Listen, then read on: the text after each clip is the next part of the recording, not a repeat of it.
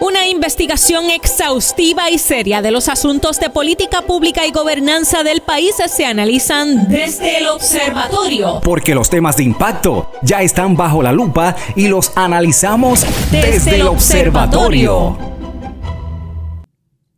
Saludos y bienvenidos a un nuevo programa desde el Observatorio. Les saluda la doctora Jennifer Castellanos Barreto, ayudante del director del Observatorio de Sociedad, Gobernanza y Políticas Públicas de la Pontificia Universidad Católica de Puerto Rico. Como todas las semanas, para mí es un gusto saludar a todas las personas quienes se conectan a esta hora a través de Católica Radio y por supuesto a quienes escuchan o ven la retransmisión del programa por cualquiera de las plataformas digitales de nuestra querida universidad.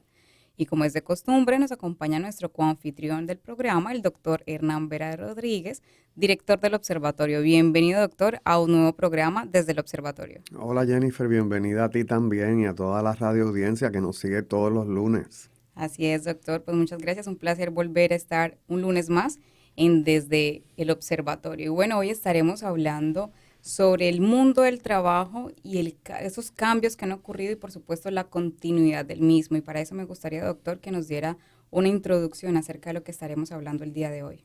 Sí, yo creo que un poco decidimos hablar de este tema hoy en el marco de lo que es en los Estados Unidos el Día del Trabajo, ¿verdad? Uh-huh. Celebramos el pasado 4 de septiembre, una vez más, el Día del Trabajo. Y eso nos debe llevar a una reflexión de cómo ha cambiado el mundo del trabajo en los pasados años y cómo podemos vislumbrar que va a cambiar, ¿verdad? Porque las luchas, como estábamos hablando fuera del aire, pues las luchas son distintas y los retos que plantea el mundo del trabajo tienden a ser distintos. Temas que hemos traído, ¿verdad? Marginalmente en otros programas que hemos lanzado al aire. Así es. Y bueno, como la audiencia sabe, en Estados Unidos y por supuesto para Puerto Rico y también en Canadá, se celebró el 4 de septiembre el Día del Trabajo. Cabe mencionar que para otros países, para más de 80 países a nivel mundial, pues el Día del Trabajo es el 1 de mayo. Sin embargo, en los Estados Unidos y en Canadá se celebra el primer lunes del mes de septiembre, que en esta ocasión pues cayó un 4 de septiembre. ¿Por qué se celebra este día? El Día del Trabajo es una celebración anual de los trabajadores y sus logros. Se originó durante uno de los capítulos más sombríos de la historia laboral de los Estados Unidos. A finales del siglo XIX, en el apogeo de la revolución industrial en los Estados Unidos, el estadounidense promedio trabajaba 12 horas al día y 7 días a la semana para ganarse la vida básica. A pesar de las restricciones en algunos estados, niños de tan solo 5 o 6 años trabajaban en molinos, fábricas y minas en todo el país, ganando una fracción de los salarios de sus pares adultos. Personas de todas las edades, en particular los muy pobres y los inmigrantes recientes, a menudo se enfrentaban a condiciones de trabajo extremadamente inseguras, con acceso insuficiente al aire fresco, a instalaciones sanitarias y a descansos. A medida que la industria manufacturera suplantó cada vez más la agricultura como fuente de empleo estadounidense, los sindicatos, que habían aparecido por primera vez a finales del siglo XVIII, se volvieron más prominentes y vocales. Comenzaron a organizarse huelgas y manifestaciones para protestar por las malas condiciones y obligar a los empleadores a reorganizar horas y salarios. Muchos de estos acontecimientos se volvieron violentos durante ese periodo, incluido el infame motín de Haymarket en 1886, en el que murieron varios policías y trabajadores en Chicago. Otros dieron lugar a tradiciones de larga data. El 5 de septiembre de 1882, 10,000 trabajadores se tomaron un tiempo libre no remunerado para marchar desde el ayuntamiento hasta la Union Square en la ciudad de Nueva York, celebrando el primer desfile del Día del Trabajo en la historia de los Estados Unidos. La idea de un festivo de los trabajadores, celebrado el primer lunes de septiembre, se popularizó en los otros centros industriales de todo el país y muchos estados apoyaron sobre todo que se reconociera este día. El Congreso no legalizaría el feriado hasta 12 años después, cuando un momento decisivo en la historia laboral estadounidense puso los derechos de los trabajadores directamente en la mira del público. El 11 de mayo de 1894, los empleados de Palace Car Company en Chicago se declararon en huelga para protestar por los recortes salariales y el despido de representantes sindicales. El 26 de junio, la Unión Ferroviaria estadounidense, dirigido por Ivan Dev, llamó al boicot a todos los vagones del ferrocarril Pullman, paralizando el tráfico ferroviario en todo el país para romper la huelga de Pullman. El gobierno federal envió tropas a Chicago, desatando una ola de disturbios que resultaron en la muerte de más de una docena de trabajadores.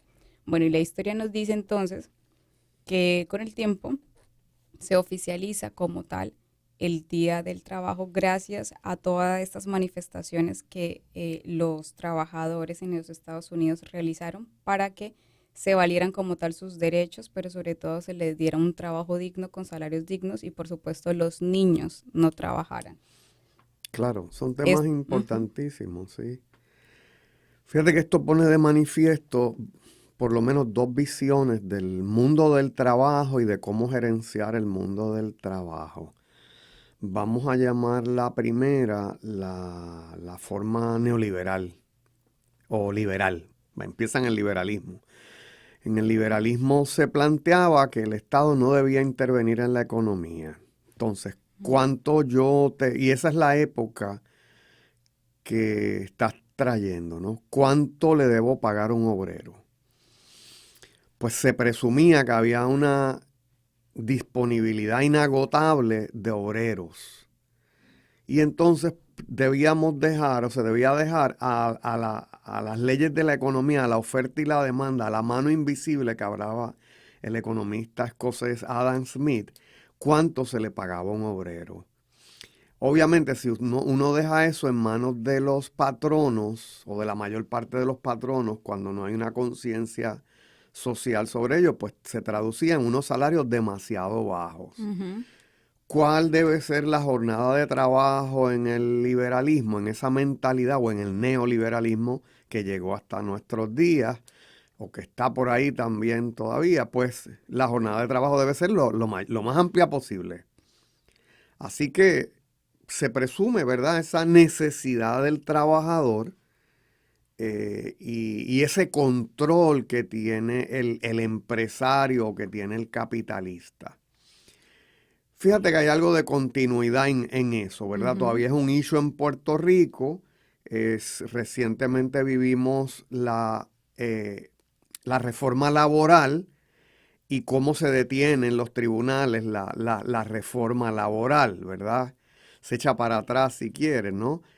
Así que hubo una reforma laboral donde se establecía ¿cómo le digo? La ganancia que se había hecho en términos de jornada laboral, en términos de bonos y de otra serie de cosas, pues se eliminó. Uh-huh. Viene entonces la reforma laboral, que es de este cuatrienio, y entonces después viene otra legislación que la echa para atrás, ¿verdad? Así que es una lucha entre esa mentalidad de si el Estado debe hacerle justicia al obrero mediante la intervención estatal, o si debemos dejar en las manos de las manos invisibles de la economía, en la buena voluntad del empresario, la regulación de la jornada, la regulación de lo que pago, etcétera. ¿Qué vino a cambiar todo esto? Que lo hemos traído muchas veces, varias cosas planteadas quizás por la pandemia. Uh-huh. ¿Verdad? Entonces la pandemia pone de manifiesto, ¿verdad? Lo hemos dicho, que cambia la mente de muchos trabajadores. Y al cambiar la mente de muchos trabajadores, pues muchos deciden no volver al trabajo. Uh-huh. O deciden emprender, o eso es algo que todavía está por verse. Lo cierto es que, como hemos dicho en otras ocasiones, 4.2 millones de norteamericanos deciden no volver al mundo del trabajo después de la pandemia. Entonces eso redefine totalmente el mundo del trabajo, porque ya no vas a tener el trabajador en la calle, uh-huh, generalmente haciendo huelgas, por lo menos acá en el medio norteamericano, haciendo huelgas. Así que ese desacuerdo con las regulaciones, ese desagrado con el mundo del trabajo, lo va a expresar de otra forma. Se habla, ¿verdad?, que en términos de de acciones que uno puede tener en la vida con respecto a algo que le desagrada, uno puede tener tres opciones. Uno puede tener exit, en el cual yo me voy, ¿verdad? Una estrategia de salida. Voice, ¿verdad? Que significa voz, que yo me quejo, ¿verdad? Y una que no me parece que esté demasiado de moda hoy día, que es la lealtad. Yo me quedo, ¿no? O sea, no me gustan las cosas, pero yo me quedo. No me gustan, pero me quejo. Y no me gustan, pero me voy. Y nos parece que en este mundo, ¿verdad? Pues hay mucho de esto, de estas tres estrategias, cosa que veremos entonces en el día de hoy. Claro, es interesante traer un poco, doctor, la historia, porque como bien lo dice, cada tiempo ha tenido sus luchas. Claro. Pero algo que me llama la atención, que justamente en estos tiempos seguimos luchando por los salarios y seguimos luchando por las horas laborales. En ese entonces los trabajadores trabajaban 7 horas al día, es decir, toda la semana, 12 horas. O sea, no tenía en ese entonces el tiempo que ahora hablamos del equilibrio, el balance vida y trabajo no existía. Sin embargo, ahora en estos tiempos se sigue discutiendo si la gente puede ser igualmente productiva con menos horas. Ahora podemos decir que a la semana las personas trabajan más o menos entre 5 y 6 días a la semana, entre 40 y quizás 48 si acaso máximo horas a la semana, y se quiere llevar un recorte de esas horas, que la gente realmente trabaje menos de 40 horas a la semana, es decir, más o menos al día se trabajen 6 a 5 horas, o incluso se recorte un día, se trabaje solamente 4 días a la semana, que aún esas luchas, ya no con esas manifestaciones de ese entonces, se siguen, digamos, se siguen manifestando, es decir, los trabajadores seguimos manifestando las necesidades que en ese entonces eran extremas. Ahora creo que hay otro tipo de necesidades dada la globalización y los cambios que han ocurrido en el trabajo justamente con el detonante o digamos con ese efecto gatillo que tuvo como tal la pandemia, que lo detonó todo o lo hizo que fuera mucho más rápido frente a quizás cuando se suponía que el futuro está un poquito más lejos, esos cambios laborales.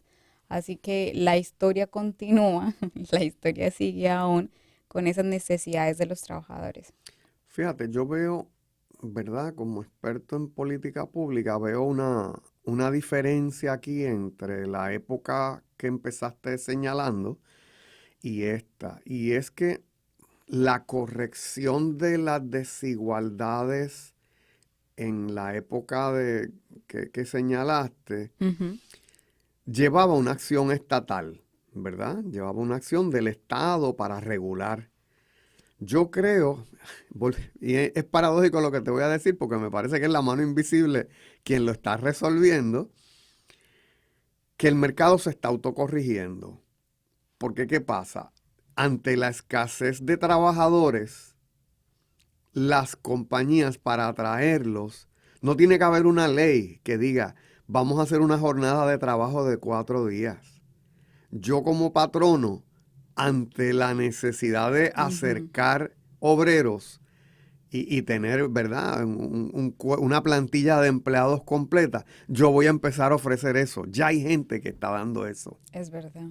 Ya lo están dando. Así que no va a hacer falta, me parece, esa intervención estatal porque los mejores patronos van a empezar a ofrecer eso, ¿verdad? Es una jornada de trabajo de 4 días, es de 10 horas o de 12 horas, ¿verdad? Claro. Y en Puerto Rico hay una legislación, la legislación de FlexiTime, que se estableció hace tiempo, donde el obrero puede firmar un documento y acogerse a una semana laboral de 4 días. Y lo puede hacer. Así que, paradójicamente, me parece que en ese sentido y en muchas otras cosas, se puede regular el mercado de forma casi autónoma, ¿verdad? Piénsalo también en términos de flexibilidad. Eso es otro punto, ¿verdad? Que ha traído también otro cambio. Este cambio de la flexibilidad. Antes, cuando uno iba a solicitar un trabajo, pues uno se acogía a las normas que tenía el patrono. Mira, vas a trabajar de 8 a 4, vas a estar tantas horas, vas a estar tantos días y te voy a pagar tanto. Hoy día, pues, existe esa posibilidad y ese leverage, como le diríamos en inglés, apalancamiento que tiene el obrero, sobre todo el profesional, de dictar ciertas pautas. No, mira, yo quiero una jornada laboral, como acabas de decir, de 4 días.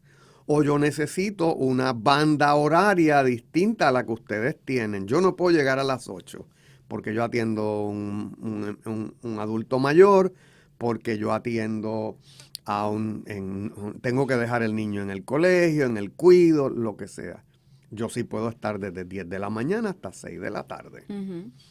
Pues, eso hoy día es un poquito negociable. Claro, hay un artículo del Harvard Business Review que dice 11 movimientos, ¿verdad?, que van a darle forma al mundo del trabajo, 11 tendencias más bien que le van a dar forma al mundo del trabajo en el 2022 y después. Y dice que uno de los asuntos en el mundo del trabajo hoy día es la justicia y la equidad. Pero mira por qué lado. ¿Por qué tú le diste a Jennifer un horario de 10 a 6 y a mí no?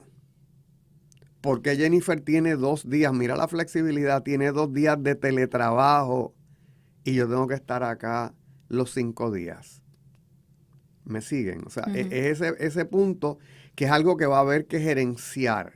Cómo yo gerencio y cómo yo transparento las razones por las cuales a uno les doy unas cosas y a otros les doy otras, ¿no? Porque aquí hemos hablado de la teoría de la equidad, ¿verdad?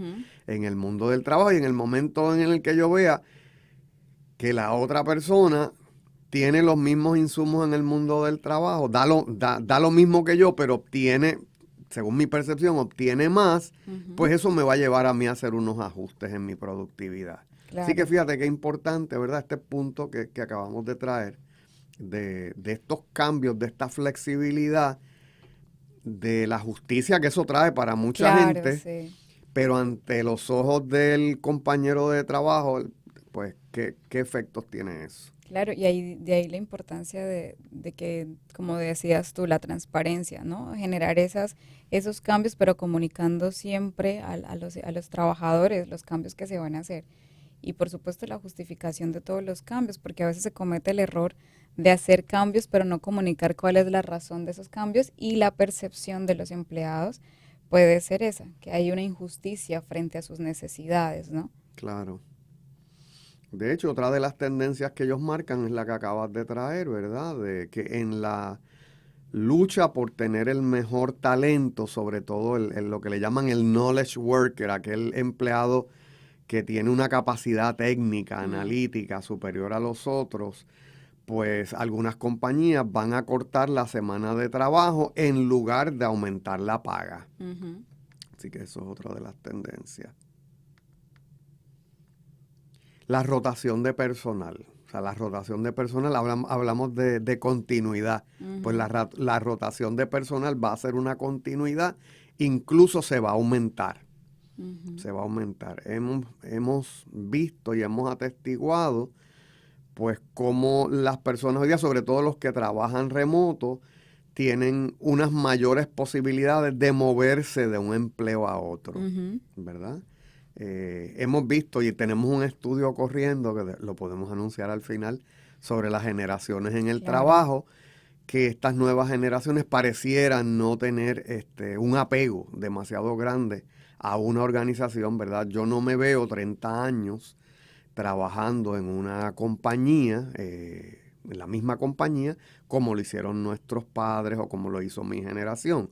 Las nuevas generaciones pues tienden a visualizarse por cortos periodos de tiempo y a buscar continuamente mejores salarios y mejores prestaciones en otros lugares. También fíjate, porque el trabajo remoto abre otras posibilidades. Hay algo que se está estudiando hoy día y hay una gran preocupación. ¿Cuánta gente tiene un trabajo full time acá en Puerto Rico y está trabajando en otra jurisdicción? ¿Verdad? Así que tenemos gente que está teletrabajando y eso abre pues unas posibles avenidas que hay que explorar. Sí, la globalización del trabajo y el trabajo en Internet, ¿no? Lo que ya hemos mencionado varias veces aquí, ese trabajo online que se masificó, que se incrementó o que abrió que fue ese efecto gatillo que ocurrió durante la pandemia y tras la pandemia, ¿no? Claro. Que eso fue lo que pasó. Así que las condiciones laborales, como bien lo hemos mencionado en otros programas, cambiaron. Cambiaron las modalidades, cambiaron las necesidades, cambiaron los salarios. Todas las formas de trabajar han cambiado, cambió la percepción de la gente, cambió la forma de sentir y pensar en la gente gracias a todas estas situaciones, tanto vividas de manera personal como a nivel laboral. Sí, una cosa entonces que mencionamos también es cómo la gerencia tiene que acoger esos cambios y cómo tiene que gestionar y gerenciar esos cambios, ¿verdad? Porque no podemos seguir gerenciando las cosas de la misma manera. Así es, doctor. Pues entonces necesitamos ir a una pausa y ya regresamos desde el observatorio. Perfecto. Desde el observatorio. Amigos, estamos de vuelta en Desde el Observatorio, hoy conversando con el doctor Vera sobre el tema del mundo del trabajo y los cambios y por supuesto la continuidad del mismo. Doctor, ¿alguna otra introducción o continuidad de lo que estaba mencionando, esos puntos importantes que tenía de la Harvard Business Review? Sí, claro, vamos a mencionar algunos, ¿verdad? Otro tema que ellos traen es cómo la tecnología, sobre todo lo que tiene que ver con la inteligencia artificial, va a modificar, quizás a simplificar algunas de las tareas que hacen los gerentes. Así que, por ejemplo, esos informes rutinarios, pues quizás se puede con la inteligencia artificial liberar a los gerentes intermedios, sobre todo, de hacer esos informes rutinarios. Y se le pueden asignar otras tareas a esos gerentes, ¿verdad? Quizás nos dice el documento del Harvard Business Review que puede conectar más con los empleados, puede irse más a establecer mejores relaciones con los empleados, a hacer más supervisión en el piso y, ¿verdad? A trabajar mejor las relaciones humanas que se veían limitadas por el tener que estar haciendo informes rutinarios y otra serie de cosas. Claro, se abre la posibilidad también entonces de que tú no necesites tantos gerentes intermedios porque la inteligencia artificial puede quizás hacer más cantidad de trabajo en menos tiempo y quizás en vez de 10 gerentes necesites 8, 7 o 6. Así que abre unas posibilidades, pero abre también unos riesgos. Sin embargo, ahí leyendo un poco sobre ese punto, lo que no va a tener la inteligencia artificial es esa sensibilidad frente a las emociones y al sentir de las personas. Y ahora se habla mucho, y eso lo hemos nombrado varias veces aquí en el programa de radio, sobre esas llamadas, entre comillas, habilidades blandas, que al final hemos dicho que realmente son fortalezas y bastantes que deben tener los gerentes, en el sentido de tratar con personas, ¿no? Saber gestionar a la gente, saber administrar, no administrar, sino gestionar con personas, resolver esos problemas humanos que existen dentro de la organización, que muchas veces interfieren, por supuesto, en la productividad, en el rendimiento y en el logro de los objetivos a nivel organizacional. De modo que no se necesita tanto las habilidades técnicas, sino las habilidades humanas, por decirlo así. Claro, fíjate que el informe reconoce como la octava tendencia que el bienestar general de los trabajadores es una métrica que hay que incluir en las medidas de productividad de la organización. Eso está chévere. Así que dice que, pues, entonces, fíjate que no es algo que no hay una política pública que diga eso, pero las compañías dicen, si yo quiero atraer el mejor personal y si queremos mantener el mejor personal, yo tengo que tomar en cuenta esas variables. Por ejemplo, cosas que se han encontrado en una entrevista, en una encuesta de Gartner, de la cual se basa mucho el artículo que les menciono. El 94, y es un estudio del 2020, el 94% de las compañías habían hecho inversiones significativas en programas de bienestar general de los empleados. El 85% incrementó sus apoyos y sus beneficios de salud mental. el 50% aumentó su inversión en sus programas de salud física y el 38% aumentó la ayuda financiera para el bienestar, para apoyar el bienestar general de los empleados.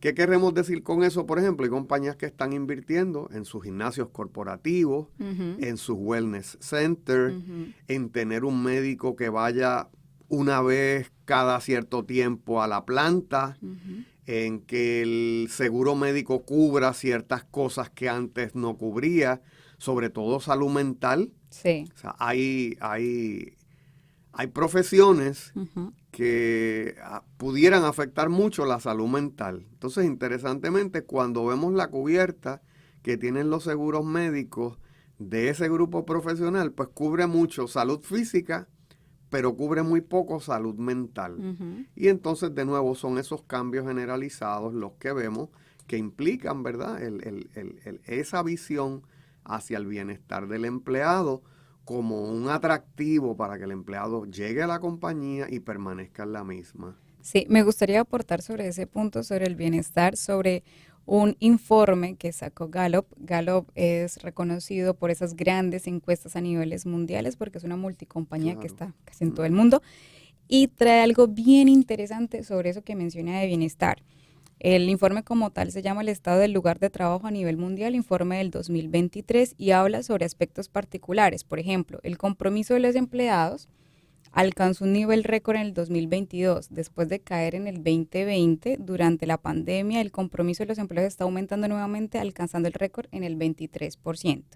Después habla de otro punto muy importante que ya lo habíamos mencionado y es: lamentablemente reportan que la mayoría de los empleados en el mundo están renunciando de manera silenciosa. Y recordamos que la renuncia silenciosa es lo que sucede cuando alguien se desconecta psicológicamente del trabajo y comienza a hacer lo mínimo posible. Y dice, cada 6 de 10 personas, de 10 empleados, entran en esta categoría. Cada 6 de 10 personas. Cuando se combina con empleados activamente no comprometidos, es decir, que no están engaged, el bajo compromiso le cuesta a la economía global $8.8 billones o el 9% del PIB mundial. Wow. Y hablan que en el 2022 el estrés de los empleados se mantuvo en un nivel de récord. En todo el mundo, el 44% de los empleados dijeron que habían experimentado mucho estrés en el día anterior. Este es el segundo año consecutivo en el que el estrés laboral alcanza niveles récord. El estrés de los empleados aumentó en el 2020 probablemente debido a la pandemia, pero el estrés de los empleados ha ido aumentando durante más de una década.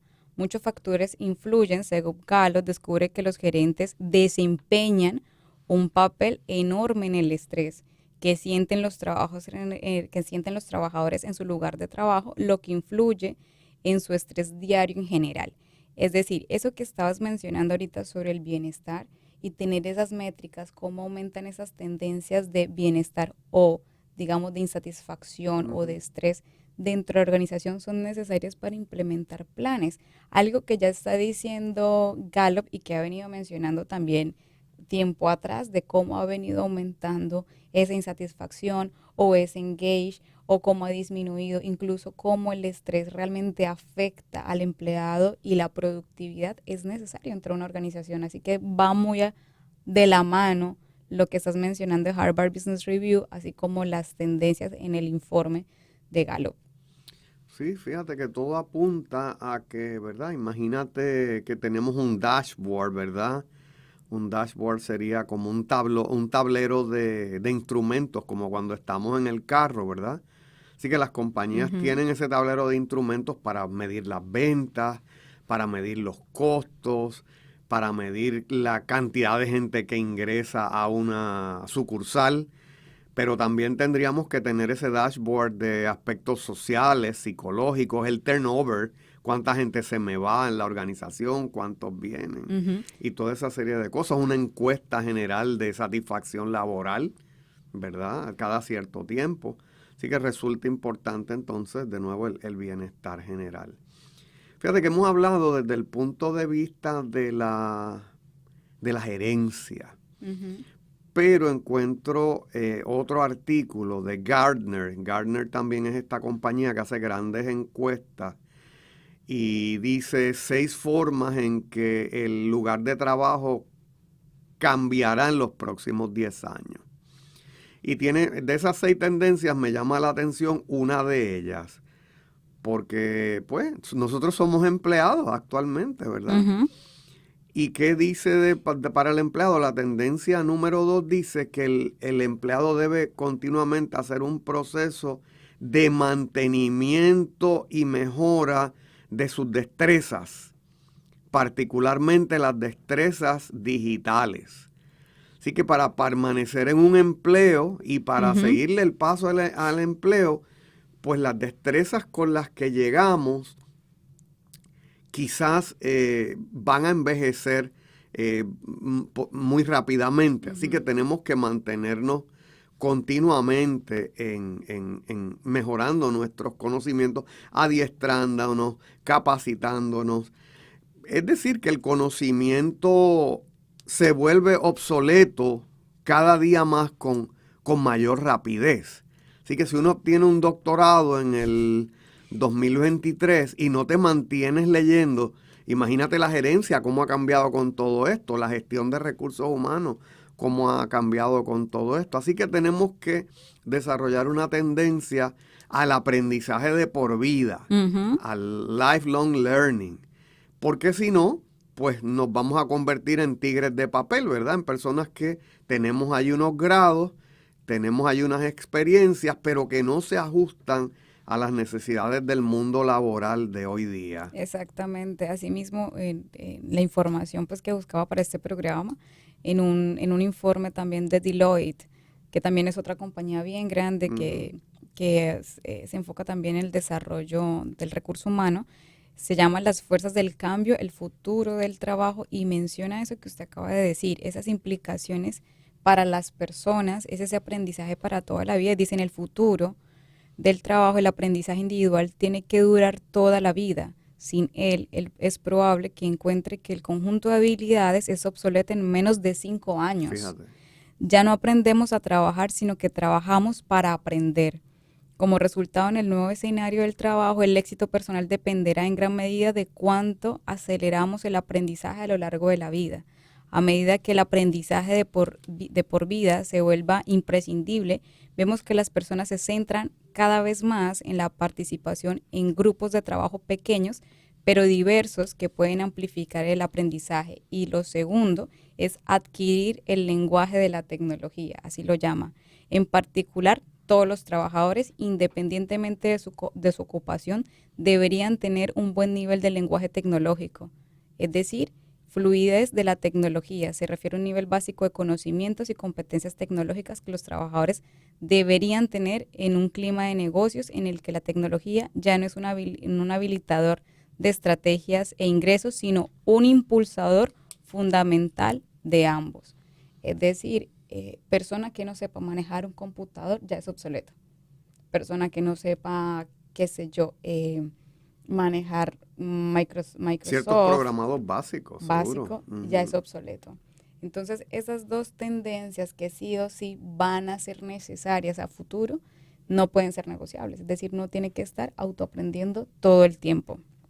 Sí, y eso, ¿verdad? Llamamos la atención de nuestro estudiantado, ¿verdad? Y de nuestro profesorado, que el conocimiento se va envejeciendo, poniéndose obsoleto de una manera tan acelerada que hay que tener una pasión y un amor por el conocimiento. De nuevo, yo por primera vez de la pandemia para acá estoy poniendo en mis prontuarios, ¿verdad? Como un objetivo el que la persona tenga, ¿verdad?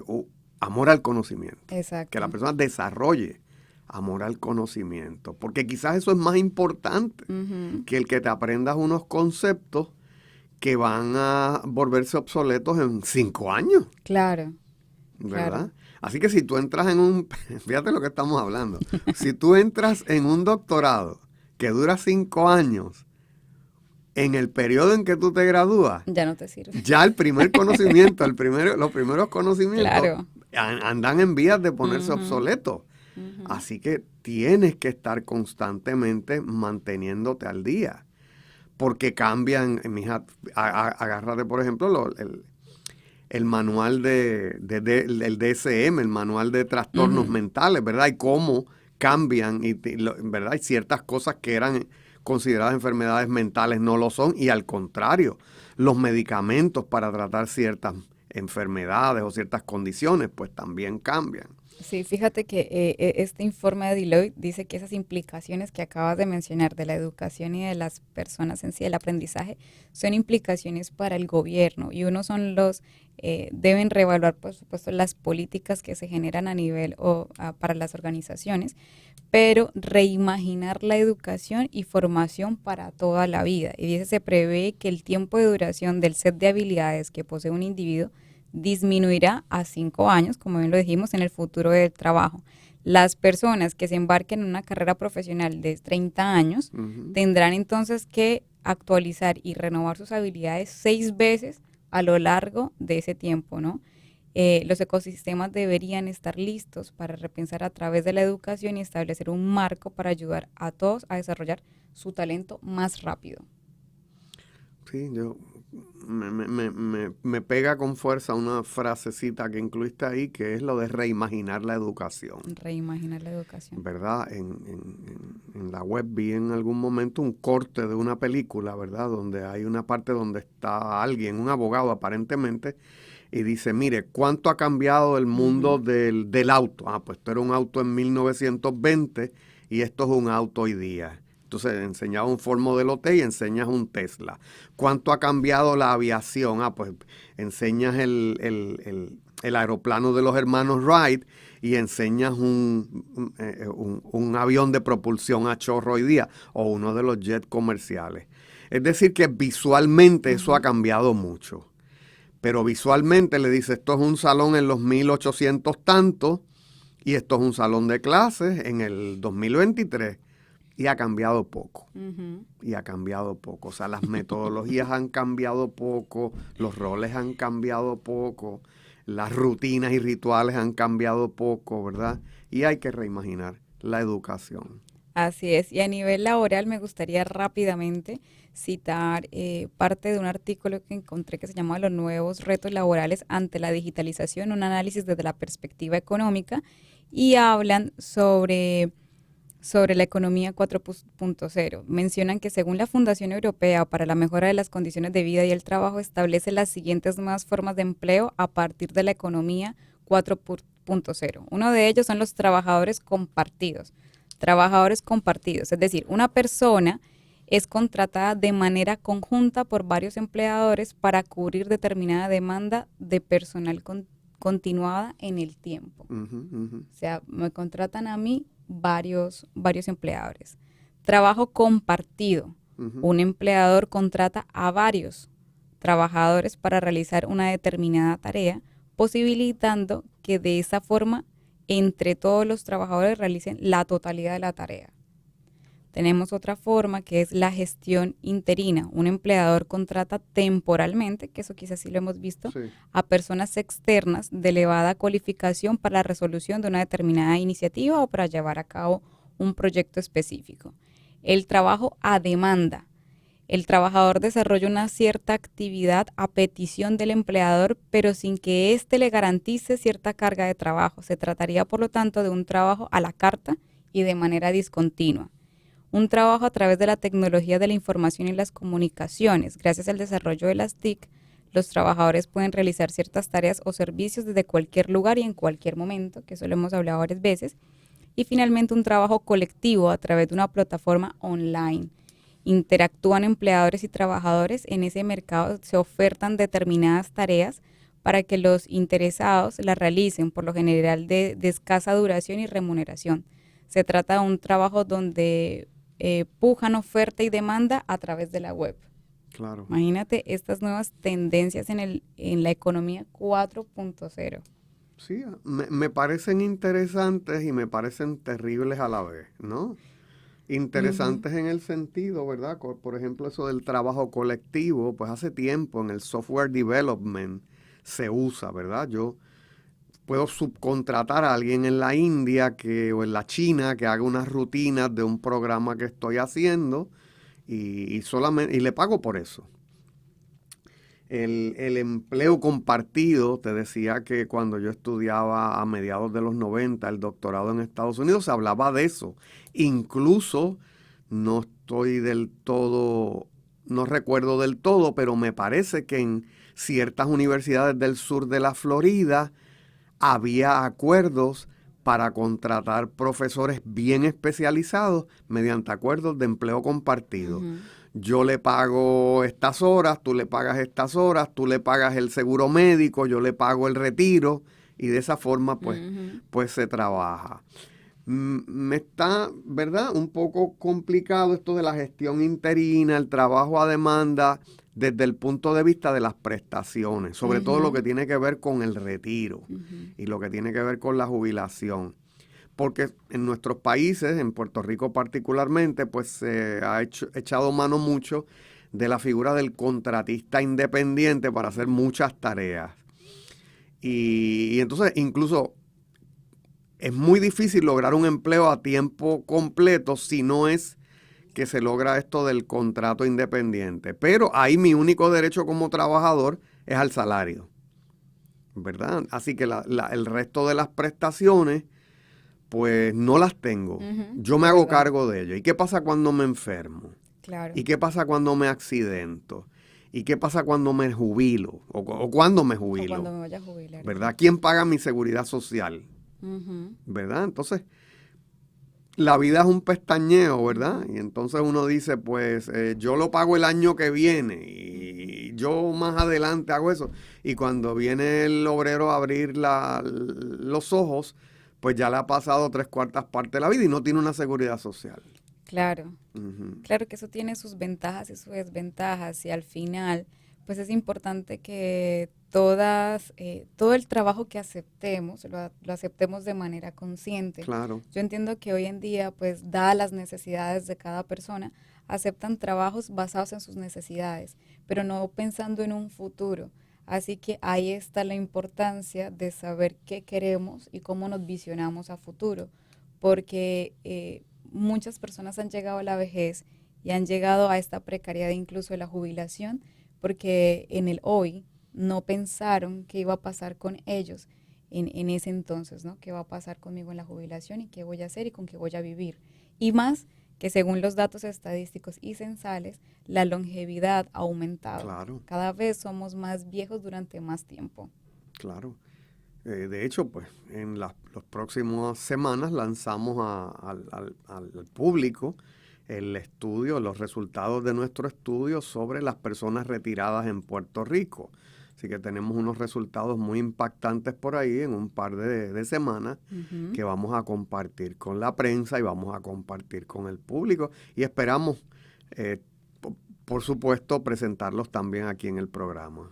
Así es, doctor. Pues llegamos al final del programa. ¿Alguna conclusión, algún cierre pequeño que quisiera hacer? Simplemente invitarlos a participar, las personas que que hayan nacido entre 1965 y el 2020, ¿no? El 2001. Y el 2001 a llenar nuestra encuesta sobre las generaciones en el trabajo. Hay un enlace de ellas en la página principal de la Pontificia Universidad Católica y durante este mes pues también hay una publicidad en Facebook y en Instagram y que sepan, ¿verdad?, que es una encuesta bona fide que está avalada y dirigida por el personal del observatorio. Así es, pues muchísimas gracias, doctor. Pues amigos, hemos llegado al final de nuestro programa en Desde el Observatorio. Agradecemos a todas las personas que estuvieron conectadas hasta el final del programa. Les recordamos que pueden conseguir la retransmisión de este programa y de todos los anteriores en YouTube, en el canal Huellas del Futuro, bajo la playlist Desde el Observatorio o en el formato podcast en Spotify. También pueden sintonizarnos en vivo a través de la aplicación móvil Católica Radio 88.9 FM. Descárgala ya desde tu App Store o Play Store. Les agradecemos a todos por habernos acompañado entonces hasta el final del programa. Nos vemos la próxima semana en un episodio más desde el Observatorio. Muchísimas gracias. Forma parte de nuestro análisis. Comparte tus opiniones con el panel. Comunícate con nosotros a observatorio.pucpr@pucpr.edu. Desde el Observatorio, una producción de la Pontificia Universidad Católica de Puerto Rico.